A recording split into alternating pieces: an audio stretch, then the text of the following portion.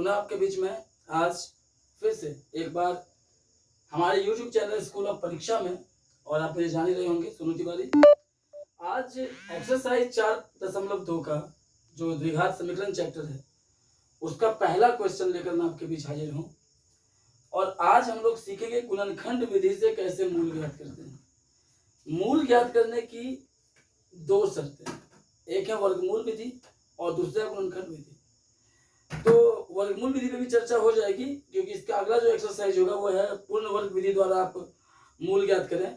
तो पूर्ण वर्ग विधि के साथ हम लोग वर्गमूल विधि भी सीख लेंगे।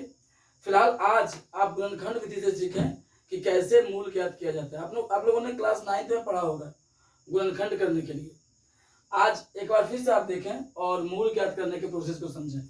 पहला क्वेश्चन ये है कि x square minus 3x minus 10 equal to 0। ये हमारा पहला क्वेश्चन है और इसके मूल हमें ज्ञात करने हैं। तो हमारा जो पहला टर्म है वो है एक्स स्क्वायर। आप समझिएगा ध्यान से, पहला टर्म हमारा एक्स स्क्वायर है और लास्ट टर्म हमारा माइनस 10। हम लोग करते क्या है कि एक्स स्क्वायर यानी पहले टर्म को और लास्ट टर्म को गुना करते हैं। तो रिजल्ट क्या होता है, x square into minus 10 equal to minus 10 x square. ये जो हमारा मिडिल टर्म है, बीच का पद, इसको ऐसे विभाजित करते हैं, तोड़ते हैं ऐसे इस तरह से कि अगर उन दोनों को जोड़ा जाए तो हमारा रिजल्ट हो माइनस 3x। जोड़े या घटाए तो आ जाए माइनस 3x, और उन दोनों को अगर गुना कर दिया जाए उन दोनों टर्म को तो आ जाए माइनस 10x स्क्वायर। तो करते क्या है, आप दिमाग लगा ही रहे होंगे कि क्या यहाँ पे रखा जाए। पहला टर्म तो वही रह जाएगा और इसके साथ माइनस 3x को कैसे तोड़ा जाए कि जोड़े या घटाए तो आ जाए माइनस 3x और गुना करें तो आ जाए माइनस 10x स्क्वायर। तो सिंपल सा वेव है, वह है इसका कि माइनस 5x प्लस 2x। अगर इसको हम जोड़ते हैं तो आता है माइनस 3x और गुना कर दिया जाए तो आता है माइनस 10x स्क्वायर, और फिर लास्ट टर्म हमारा माइनस 10 इक्वल टू 0। फिर इन दोनों में जो कॉमन है वो है x। एक्स स्क्वायर में x से भाग दे तो आता है x माइनस 5x में अगर x से भाग दिया जाए तो आता है 5 प्लस 2 और 10 का HCF कॉमन को लिया जाता है और कॉमन HCF होता है। तो 2 और 10 का HCF 2 हो जाएगा। 2x में अगर 2 से भाग दिया जाए तो आता है x माइनस 10 में अगर 2 से भाग दिया जाए तो आता है 5 बराबर 0। अब x प्लस 2 जो ब्रैकेट से बाहर है इसको लेते हैं, और अंदर जो ब्रैकेट के है x माइनस 5 इसको लेते हैं बराबर 0। अब बारी बारी से इन दोनों के साथ 0 को कंपेयर करते हैं और मूल की प्राप्ति करते हैं। तो सबसे पहले क्या करते हैं, x प्लस 2 बराबर 0, तो x बराबर निकल गया माइनस 2, और दूसरा है x माइनस 5 बराबर 0, तो x निकल गया 5। यानी इसके जो दो मूल हैं वो है माइनस 2 और 5। उम्मीद करता हूँ आप समझ गए होंगे। और इसके बाद के जो 3 क्वेश्चन हैं इसके बाद जो 4 क्वेश्चन हैं उन 4 क्वेश्चन में से एक और प्रश्न, इसका तीसरा नंबर जो रूट में है वो मैं आपको बता देता हूँ। बाकी के जो प्रश्न बचेंगे उसको आप घर में बना लीजिएगा। गुणनखंड आप सबको आता ही होगा, और अगर आप नहीं जान रहे थे तो आप सीख ही गए होंगे यहाँ से कैसे इसको तोड़ा जाता है। वो आपके लिए वर्क रहेगा घर का, आप उसको बना लेंगे। फिलहाल एक का जो तीसरा क्वेश्चन है उस तीसरे क्वेश्चन के साथ मैं आपके बीच, तीसरा क्वेश्चन है वो है √2x square plus 7x plus 5√2 बराबर 0। आप उसको देख लें। और जिन लोगों ने अभी तक हमारे YouTube चैनल को सब्सक्राइब नहीं किया है, आप एक बड़े अपॉर्चुनिटी को खो देंगे, क्योंकि अब हमारा जो YouTube चैनल है उसका नाम है स्कूल ऑफ परीक्षा, मतलब परीक्षा का स्कूल। और अब कुछ दिनों के बाद, चाहे वो कंपटीशन लेवल का हो, 10th का हो, 12th का हो, या कोई भी बोर्ड एग्जाम हो, वो सब कुछ दिनों के बाद से क्रमशः होने प्रारंभ हो जाएंगे। आप सब्सक्राइब करें और उसके बाद बेल आइकन को जरूर दबाएं। इससे आपको हमारे द्वारा जो भी वीडियोज बनेंगे, जो भी इंफॉर्मेशन होगा वो आप तक पहुंचेगा। और दूसरी बात कि शेयर भी करें उसको, क्योंकि हमारा जो चैनल है इसमें हमारे पास एक्सपर्ट्स की टीम है जो आपको अवगत कराएगी हर एक गतिविधियों से, आपसे जुड़े हर सवालों से।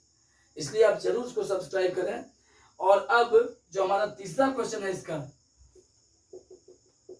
वो था √2x² प्लस 7x प्लस 5√2 = 0। अगर आप इसको देखें तो इसका जो प्रथम पद है वो है √2x², और इसका जो लास्ट पद है वो है 5√2। तो रूल क्या है इसका कि प्रथम पद और अंतिम पद को गुना किया जाता है। प्रथम पद हमारा है √2x² और अंतिम पद है 5√2। जब इसको गुना किया जाएगा तो 5 का 5 गुना √2 गुना √2 √4, जिसका वर्गमूल आता है 2, और x² का x², यानी रिजल्ट आएगा 10x²। प्रथम पद और अंतिम पद को गुना करेंगे तो रिजल्ट आएगा 10x²। 7x को ऐसे तोड़िए दो भागों में कि जोड़े तो आ जाए कितना 7x, और गुना किया जाए तो आ जाए 10x²। तो अब आप देखें √2x² प्लस 7x को तोड़ेंगे ऐसे कि जोड़े तो 7x, गुना करें तो 10x²। तो तोड़ते हैं 2x प्लस 5x, जोड़ेंगे तो 7x, गुना करेंगे तो 10x² और प्लस 5√2 बराबर 0। यहां से हम डायरेक्टली कॉमन ले सकते हैं, लेकिन आपके लिए एक स्टेप और मैं जाना पसंद करूंगा कि आपको अच्छे से वो चीज समझ में आ जाए कि रूट में कॉमन कैसे लिया जाता है। तो √2x² प्लस, आप इस 2 को √4 भी लिख सकते हैं, इसलिए क्योंकि 4 का वर्गमूल 2 आता है, प्लस 5x और प्लस 5√2 = 0। अब √2 और √4 में जो कॉमन होगा वो होगा √2, और इन दोनों में कॉमन है x। आप समझ रहे होंगे कि √2x² प्लस 2 को हमने लिखा √4, क्योंकि 4 का वर्गमूल 2 होता है, x का x प्लस 5x प्लस 5√2 = 0। तो √2x² में √2x को अगर कॉमन लेते हैं तो आता है x, प्लस √4x में √2x से भाग देंगे तो आएगा √2 प्लस 5 और 5x और 5√2 में कॉमन है 5x में 5 से भाग करेंगे तो आएगा x, प्लस 5√2 में 5 से भाग करेंगे तो आएगा √2 बराबर 0।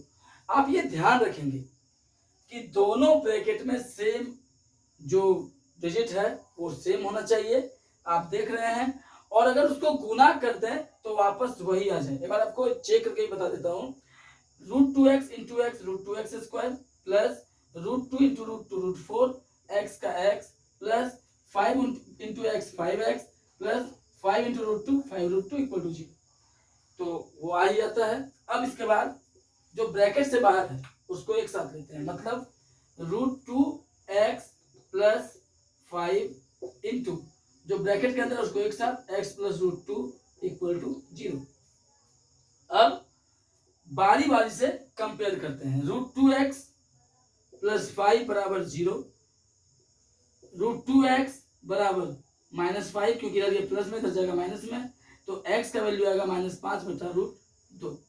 फिर इसके साथ जो कंपेयर करते हैं तो आता है x प्लस √2 = 0, तो x बराबर -√2, यानी जो इसके मूल निकलेंगे वो होंगे -5/√2 और -√2।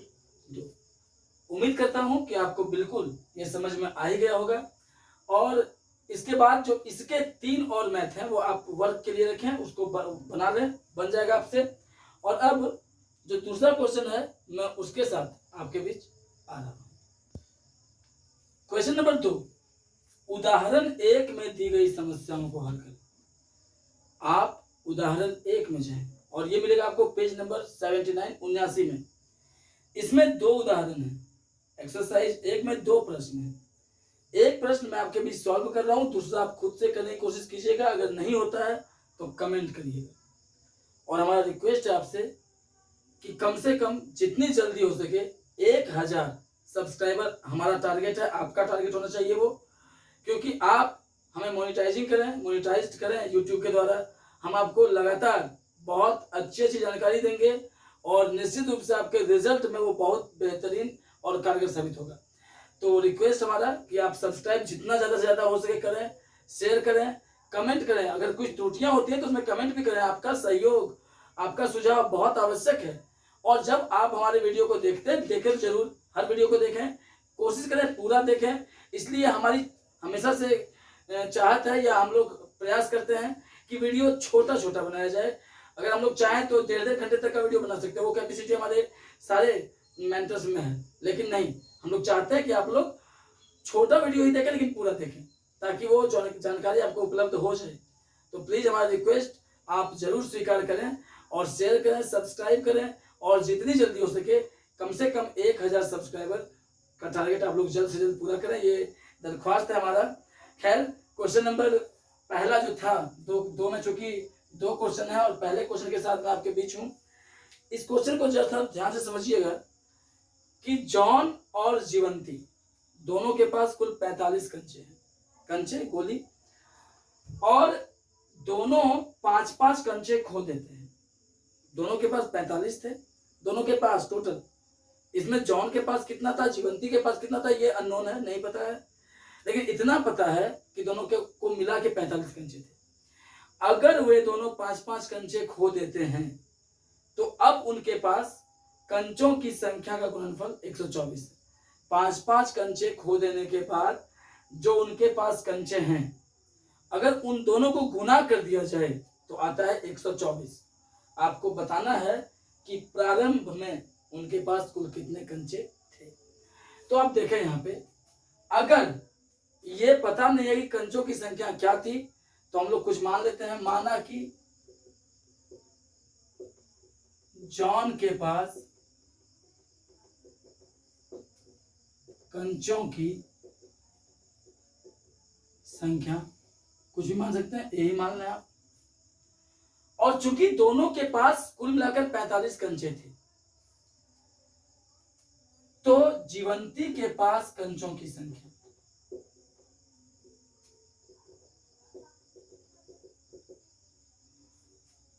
जो भी था, दोनों के पास कुल मिलाकर 45, उसमें से जॉन के पास जितना कंचा था उसको अगर घटा दिया जाए, समझिएगा मेरी बात को, कि जीवंती के पास जो कंचे हैं उनकी संख्या होगी, टोटल जो कंचे थे 45, उसमें से जॉन के पास जितने कंचे थे उसको अगर घटा दिया जाए तो ये कंचे हैं जीवंती के पास। कैसे, एक एग्जांपल लीजिए। मान लीजिए कि मेरे पास, मेरे और मेरे भाई के पास 20 कंचे, सपोज कीजिए। उसमें से अगर मेरे भाई के पास 15 कंचे हैं तो मेरे पास कितना कंचा बचा, 5 कंचे। इसके लिए मैंने क्या किया, टोटल कंचों में से मेरे भाई के कंचे की संख्या को मैंने घटा दिया, जो बचा वो मेरे पास कंचे थे। उसी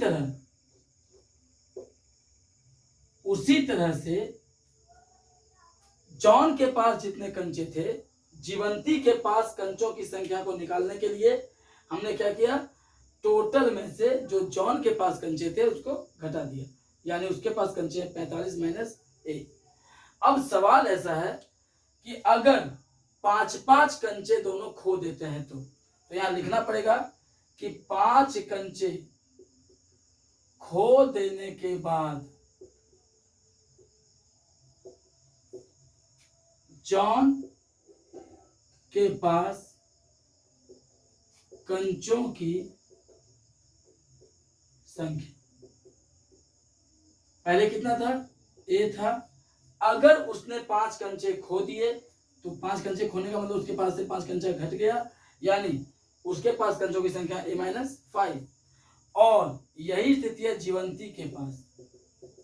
जीवंती के पास कंचों की संख्या है, पहले था 45 माइनस ए और उसने 5 कंचे खो दिए, तो अब 45 में से 5 घटेगा 40 माइनस ए, यानी जॉन के पास कंचे हैं a-5 और जीवंती के पास कंचे हैं 40 माइनस ए। अब क्या है कि प्रश्न ऐसा है हमारा कि इन दोनों का गुणनफल आता है कितना, 124।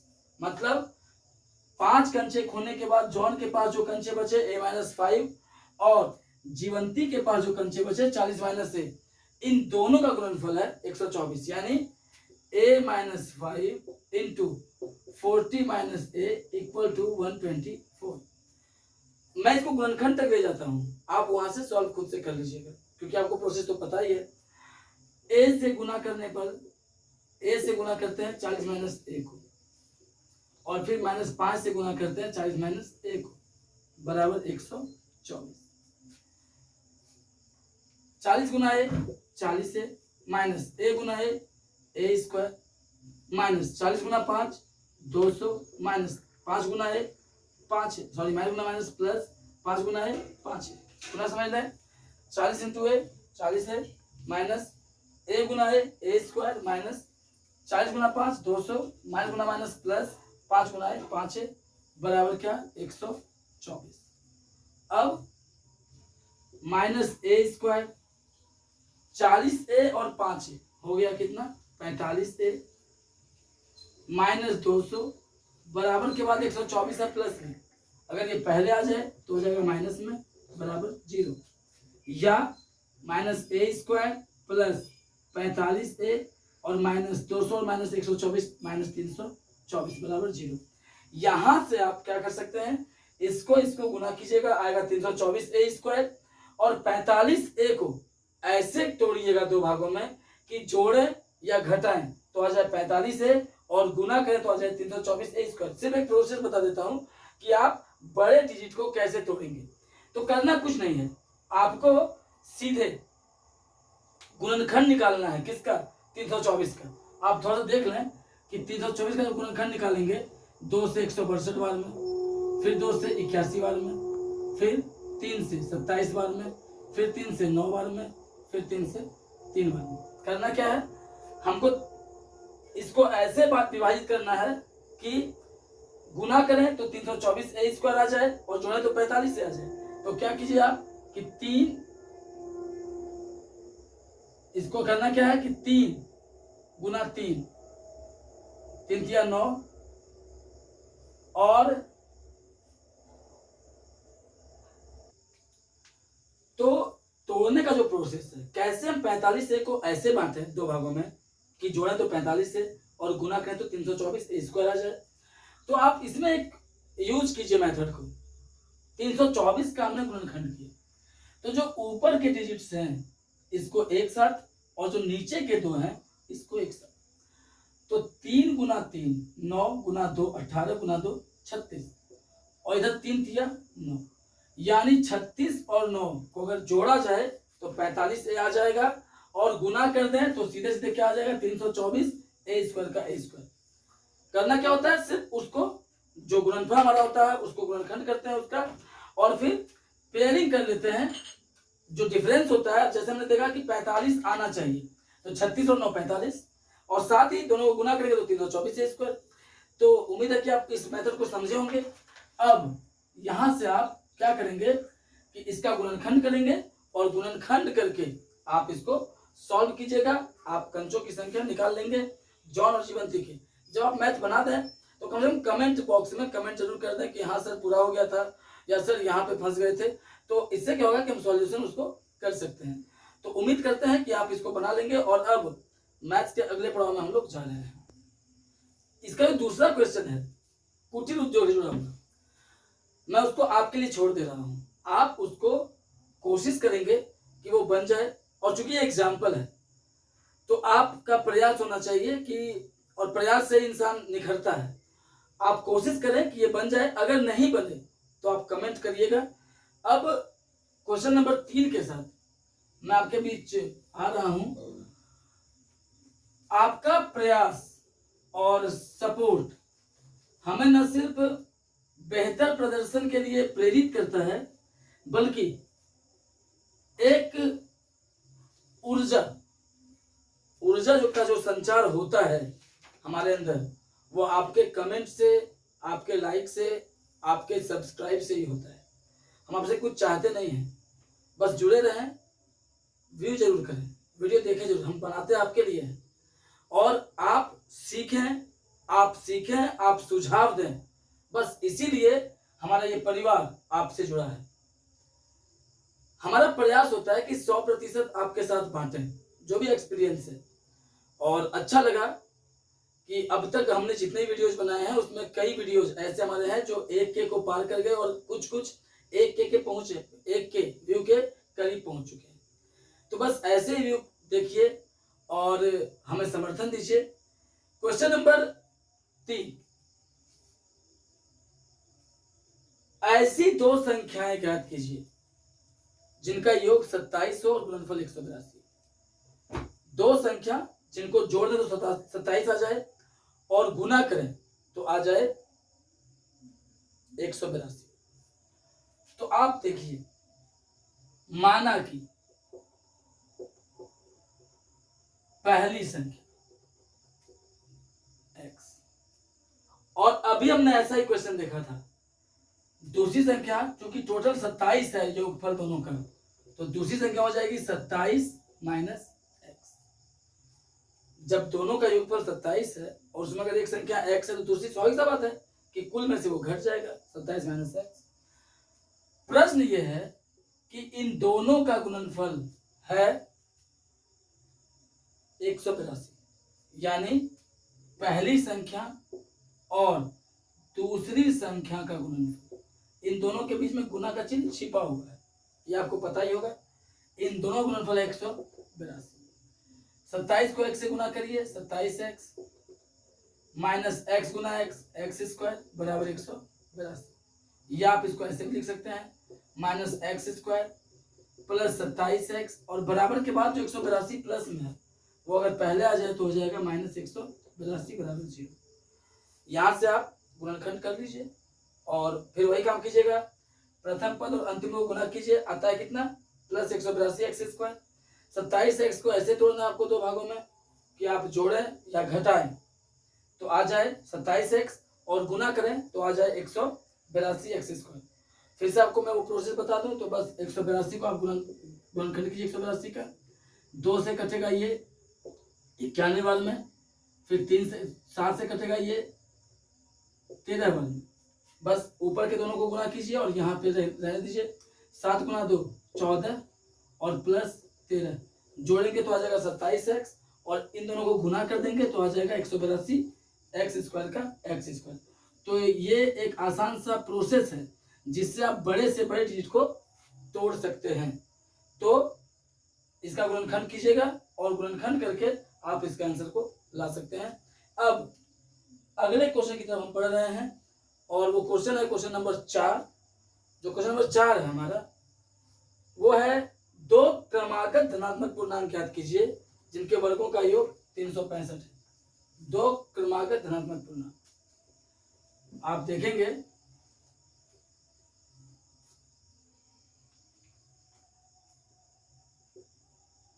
तो पहला पूर्णांक को हम मानते हैं, माना कि पहला पूर्णांक x, और चूंकि ये दोनों क्रमागत पूर्णांक हैं और आप याद रखें कि क्रमागत पूर्णांकों के बीच एक अंक का फासला होता है।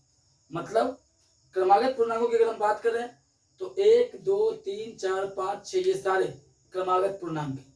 तो पहला पूर्णांक अगर x है तो हमारा जो दूसरा पूर्णांक है वो हो जाएगा x प्लस 1।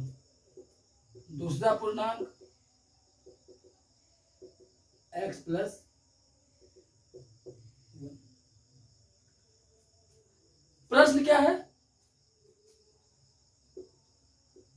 इन दोनों के वर्गों का योग हो जाता है 365। दोनों के वर्गों का योग, इसका वर्ग एक्स स्क्वायर प्लस इसका वर्ग एक्स प्लस 1 का होल स्क्वायर, और इन दोनों के वर्गों का योग होता है कितना 365। या एक्स स्क्वायर प्लस इसको तोड़िए ए प्लस बी के होल स्क्वायर, क्या आता है a square plus 2ab plus b square बराबर 365। आप समझ रहे होंगे एक्स स्क्वायर का एक्स स्क्वायर प्लस इसको ए प्लस बी के होल स्क्वायर पे तोड़ा जा रहा है तो आता है ए स्क्वायर यानी एक्स स्क्वायर प्लस 2ab यानी 2 into x into 1 plus b square यानी 1 स्क्वायर। ए और बी के जगह पे एक्स और 1 था बराबर 365। तब x square plus 2 into x into 1 2x plus 1 गुना 1 बराबर 365। एक्स स्क्वायर और एक्स स्क्वायर को जोड़ दिया जाए तो आता है 2x square plus 2x plus 1 बराबर के बाद 365 है प्लस में, इसको पहले ले आइए, माइनस में चला जाएगा ये बराबर 0, या 2x स्क्वायर प्लस 2x, एक में से 365 को घटाया जाए तो आता है माइनस 364 बराबर 0।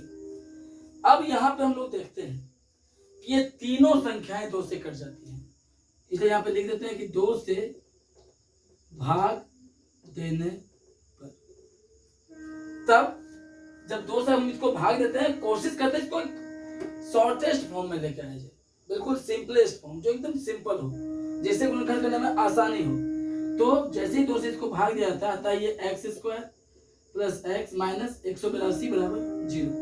अब फिर आप वही काम करेंगे, इन 9 गुना करेंगे, इसको तोड़ना है, सेम वही प्रोसेस होगा सारा, और x का मान आप निकाल लीजिए, x का मान निकलेगा तो दूसरा पूरा भी आपका निकल जाएगा। इसके बाद क्वेश्चन नंबर 5, छठा क्वेश्चन आपके लिए छोड़ दिया जाएगा, आप और अगर बोलेंगे तो आपके लिए इक्वेशन तक हम इसको लेके जाकर के आपके लिए छोड़ देंगे। तो पहले 5वां क्वेश्चन देख लेते हैं कि 5वां क्वेश्चन है क्या। 5वां क्वेश्चन समकोण त्रिभुज से जुड़ा हुआ है, और आपको पता होगा कि समकोण त्रिभुज में लंब, कर्ण और आधार होता है। जब त्रिकोणमिति हम लोग पढ़ेंगे तो उसमें आप बहुत डिटेल्ड में, बहुत अच्छे तरीके से उसको समझिएगा। फिलहाल आप ये जान लीजिए कि एक समकोण त्रिभुज है ये, जिसका ये कोण 90 डिग्री का है।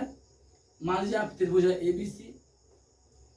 प्रश्न है कि ऊंचाई इसके आधार से 7 सेमी कम है, ऊंचाई आधार से कम है, तो अगर आधार को हम x मानते हैं तो ऊंचाई हो जाता है x माइनस 7, क्योंकि आधार से ऊंचाई 7 सेमी कम है।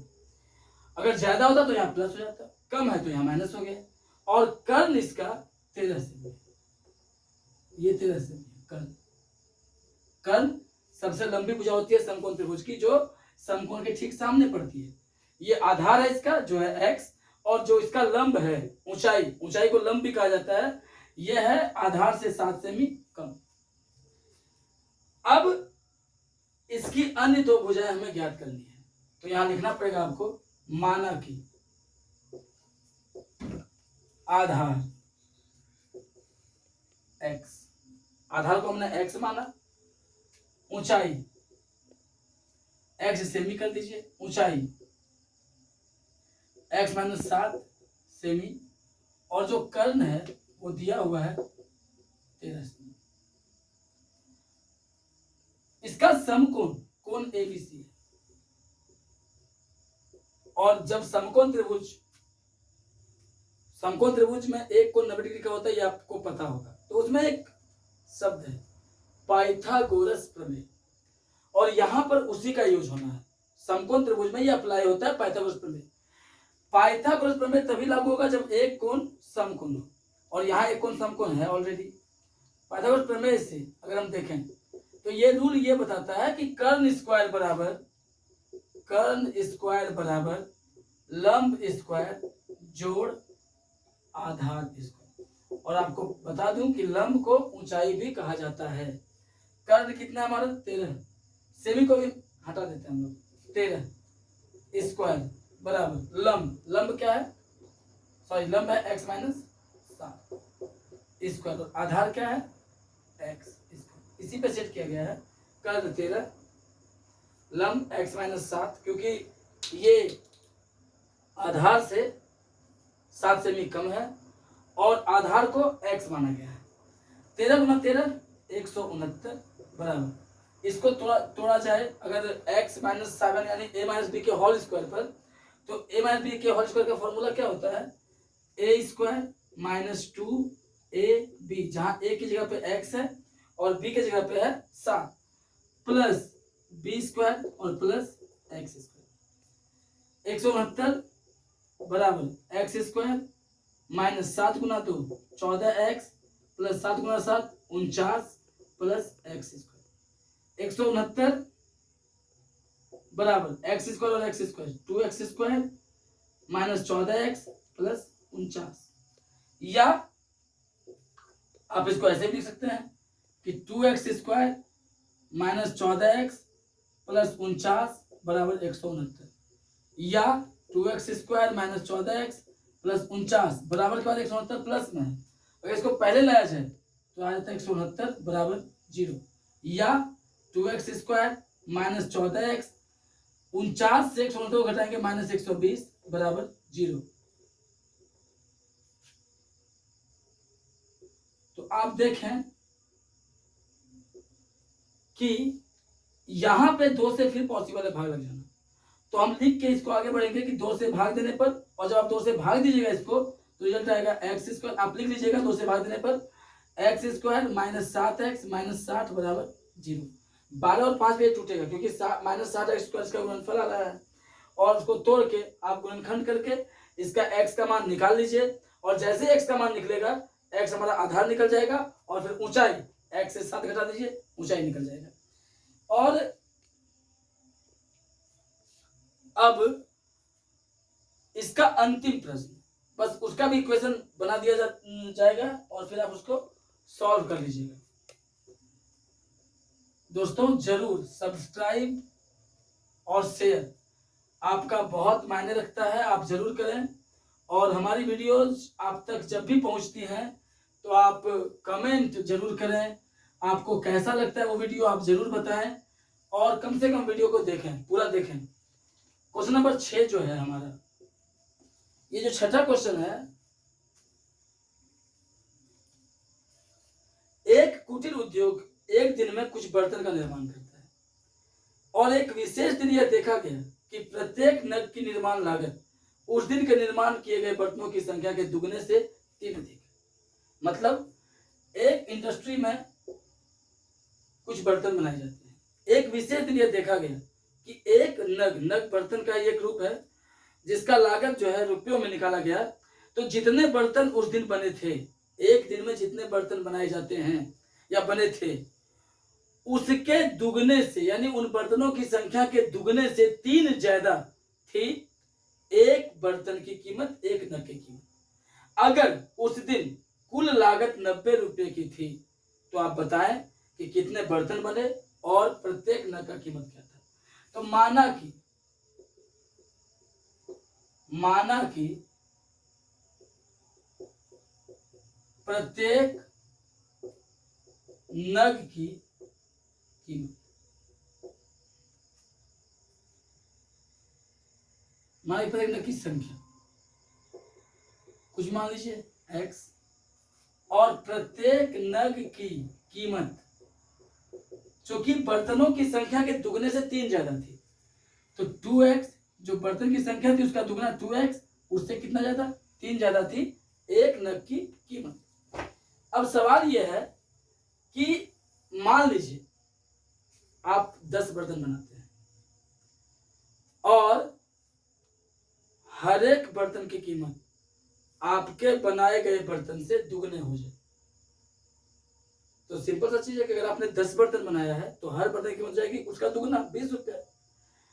टोटल कीमत क्या पड़ गया उस दिन, इसके लिए आप क्या करेंगे, 20 रुपया जो एक बर्तन की कीमत था और जो 10 बर्तन आपने बनाए, उन दोनों को आप गुना कर दीजिएगा, 200 रुपया जाएंगे। उसी तरह जो प्रत्येक नग की संख्या थी x, और जितने कीमत थे बर्तन के, यानी इसके दुगने से 3 अधिक, दुगना मतलब 2x, उससे भी 3 ज्यादा, और उस दिन 90 रुपया कुल बर्तनों पे लग गया। मतलब बोलने का यह है कि जो संख्या थी बर्तन की और जितने बर्तन बनाए गए थे, अभी मैंने आपको बताया कि उसके लिए हम लोग गुना करते हैं, तो x और इंटू जितने कीमत थे बर्तन की 2x + 3, जितने बर्तन बनाए गए थे x, इन दोनों को गुना करने पर उस दिन लगा था 90 रुपया। फिर आप समझ लें, अगर एक बर्तन, मान लीजिए कि किसी दिन 5 बर्तन बनाए, हर बर्तन की कीमत उससे 3 गुना अधिक था, जितने बर्तन बनाए गए उससे 3 गुना ज्यादा था एक बर्तन का कीमत, यानी साफ है 15 रुपया एक बर्तन की कीमत।